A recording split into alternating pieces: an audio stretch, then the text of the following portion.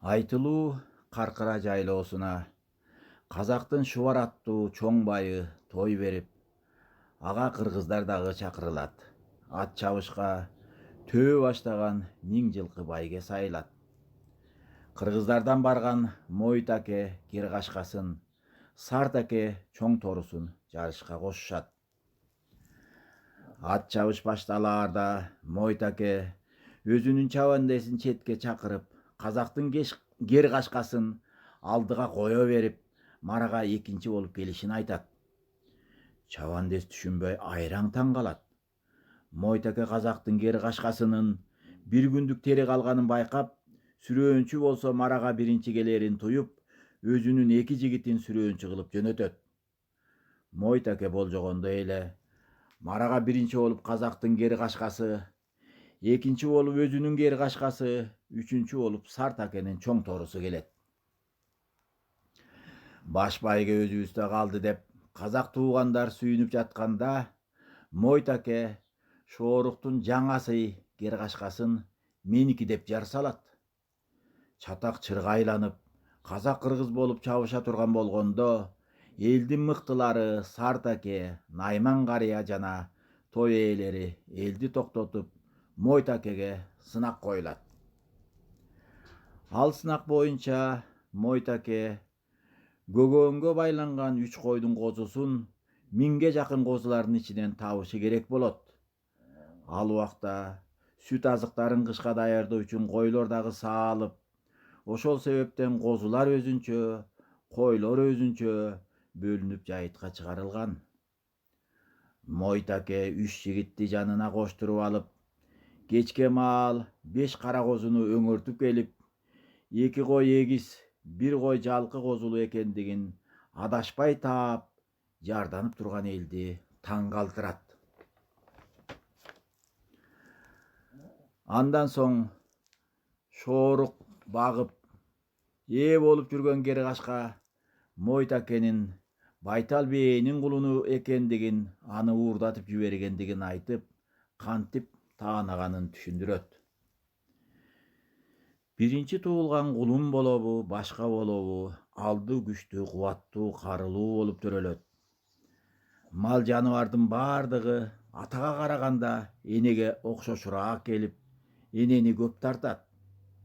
Асыл энеде 6 чалым болот. Төрөлгөн жан мыкты дегенде эненин 4-5 чалымын, такыр болбоду дегенде 2-3 чалымын тартат. Мына ошол чалымдар аркылуу кер кашканы таанаганын, козуларды таап келгендигин айтып берет. Сөз кезеги кер кашканын ээси шоорукка келип такалганда, аксакалдардын, эл жакшыларынын кысымы менен чындыкты айтып, кер кашка Байталды тууруна жакын калганда уурдатып алгандыгын мойнуна алат.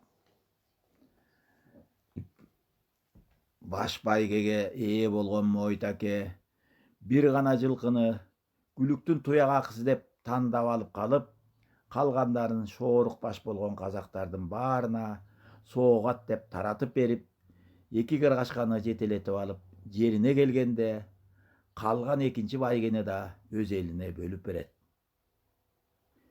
Эмне үчүн байгелерди бүт бойдон таратып жибердиңиз дегендерге, мен үчүн байга алып байуу эмес, мөрөй алуу дөөлөт, мага акыйкат чындыкты далилдөө дөөлөт, деп жооп бериптир Мойит аке.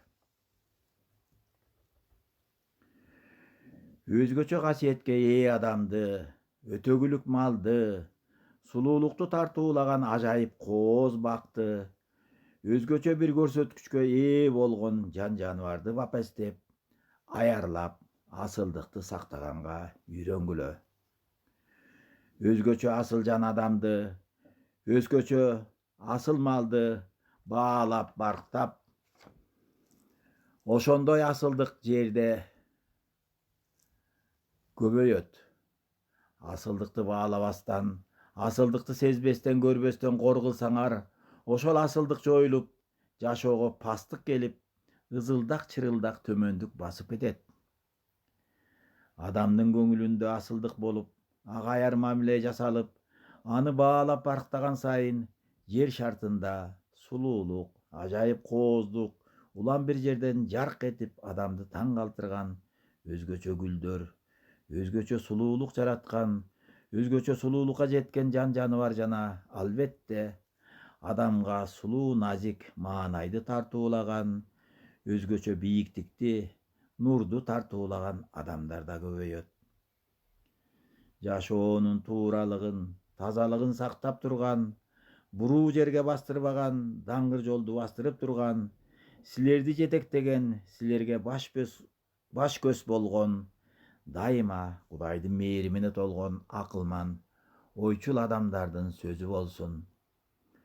Сөздүн тереңин таанып, сөздүн асылын кармап, ар дайым жаркка умтула бергиле. Жашоонун өйдө ылдыйын көтөрө билип, өйдөлөгөндө көп кетпей, ылдыйлаганда мөңкүрөбөй, жашоонун желегин көтөрүп, ар дайым алдыга баса бергиле. Аркаңардагы изиңер жарык болсун, кең болсун. Элине ак кызматын кылган акылманыбыз болсун, акыл насаат айткан даанышманыбыз болсун.